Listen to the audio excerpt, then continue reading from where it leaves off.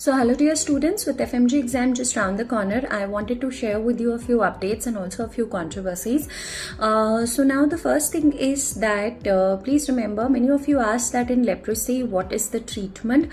So please remember, WHO says that 3 drugs, rifampicin, clofazimine and dapsone, have to be used both for paucibacillary leprosy and multibacillary leprosy. For paucibacillary leprosy for 6 months, 6 to 9 months. Multibacillary leprosy, the treatment should be within 12 to 18 months.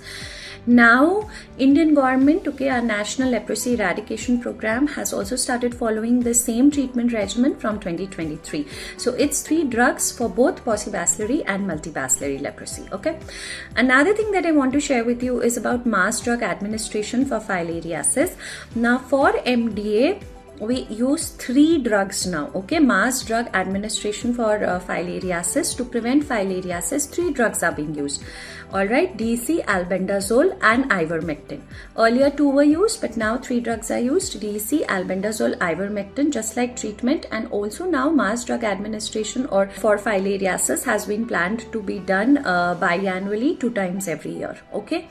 Also another update which I wanted to share, that for vasectomy now a person has to should use a barrier method for at least 3 months post vasectomy, or at least 20 ejaculations free, not 30. It is now, it can be up to 20 ejaculations. All right, so that's it. Thank you so much.